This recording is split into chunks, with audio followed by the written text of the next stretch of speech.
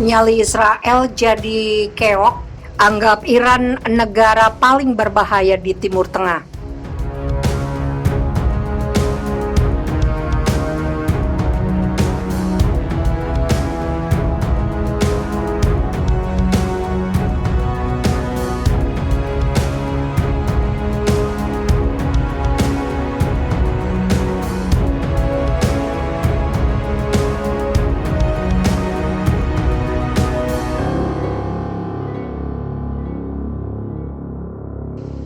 Kekuatan militer di kawasan Timur Tengah dinamisasinya patut jadi perhatian dunia internasional karena merupakan daerah konflik yang tidak pernah damai. Mengutip kontan.co.id yang mewartakan bahwa Kepala Staf Pasukan Pertahanan Israel, Legend Aviv Kosavi mengungkapkan, Iran adalah negara paling berbahaya di Timur Tengah. Iran telah menjadi negara paling berbahaya di Timur Tengah, katanya pada upacara peresmian Direktorat Strategi dan Lingkaran Ketiga yang akan berfokus terutama pada perang Israel melawan Iran. Iran membuat kemajuan yang signifikan dengan program nuklirnya. Tetapi nuklir tidak lagi menjadi satu-satunya ancaman. Iran juga memiliki senjata konvensional, ujar Kosavi, seperti dikutip The Jerusalem Post. Meski Iran terletak di lingkaran ketiga, tetapi sangat efektif dalam mempengaruhi lingkaran pertama dan kedua. Sebut dia merujuk ke pembiayaan kelompok-kelompok teror seperti Hizbullah di Lebanon dan Suriah, serta milisi Palestina dan Jihad Islam di jalur Gaza.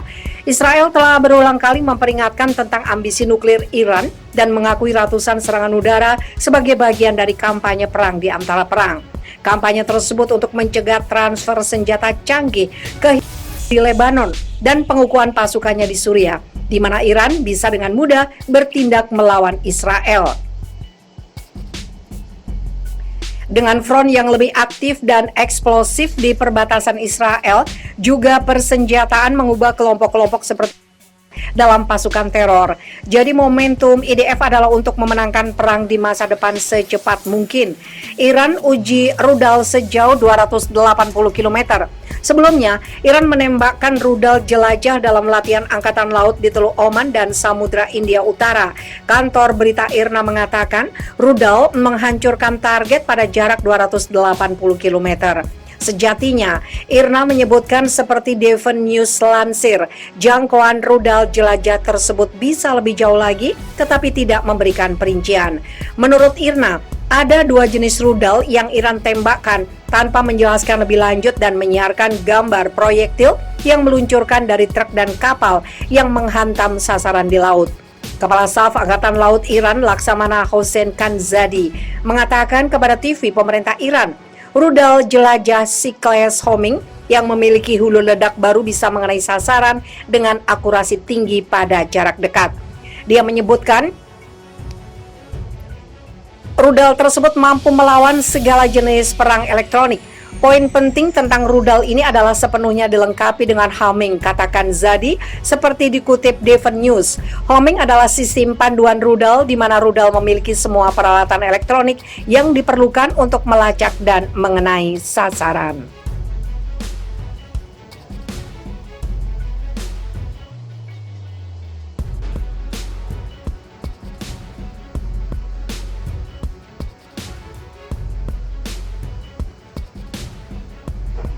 Sekjen PBB minta Presiden Amerika Serikat cabut semua sanksi atas Iran.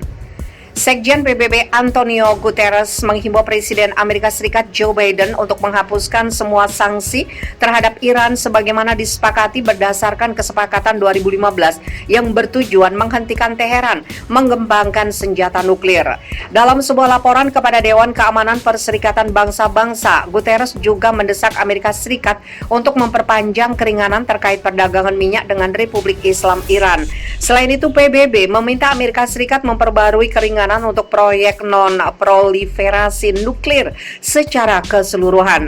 Dewan Keamanan yang beranggotakan 15 negara hari ini akan membahas laporan 2 tahunan Sekjen PBB tentang implementasi resolusi 2015 dengan mempertahankan kesepakatan nuklir antara Iran, Amerika Serikat, Prancis, Inggris, Jerman, Rusia, China, dan Uni Eropa. Seruan Guterres ke Washington datang di tengah pembicaraan untuk menghidupkan kembali kesepakatan yang dikenal dikenal sebagai rencana aksi komprehensif gabungan. Dalam kesepakatan itu, Iran menerima perbatasan pada program nuklirnya dengan imbalan pencabutan banyak sanksi asing terhadapnya, sebagaimana dikutip Aljazeera.com Rabu 30 Juni. Mantan Presiden Amerika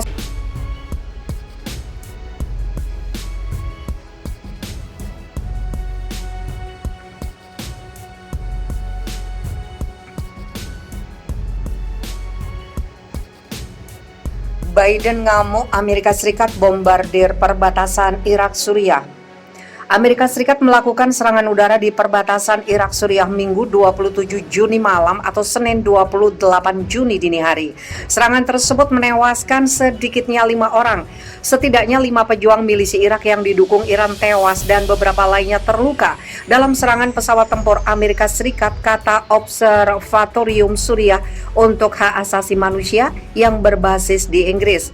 Sementara itu, kantor berita Sana yang dikelola pemerintah Suriah mengatakan seorang anak tewas dalam serangan itu, sebanyak 3 lainnya terluka. Sebelumnya, Pentagon mengumumkan menyerang sejumlah fasilitas yang diyakini basis milisi yang didukung Iran. Persetujuan resmi diberikan Presiden Joe Biden karena serangan yang terus terjadi ke kepentingan Amerika Serikat. Atas arahan Presiden Biden, pasukan militer Amerika Serikat awal malam ini melakukan serangan udara presisi defensif terhadap fasilitas yang digunakan oleh kelompok milisi yang didukung Iran di wilayah perbatasan, kata Sekretaris Pers Pentagon John Kirby dalam sebuah pernyataan ditulis AFP. Sejak awal tahun telah terjadi lebih dari 40 serangan terhadap kepentingan Amerika Serikat di Irak. Amerika Serikat sendiri menempatkan 2.500 tentara di sana sebagai bagian dari koalisi internasional untuk memerangi kelompok ISIS.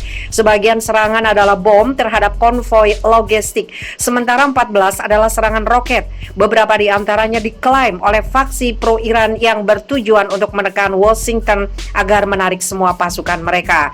Serangan yang terjadi itu 1 hari setelah pejabat Kurdi Irak mengatakan 3 pesawat tidak berawak bermuatan bahan peledak menghantam dekat kota Arbil di Irak Utara. Di sana, Amerika Serikat memiliki konsulat.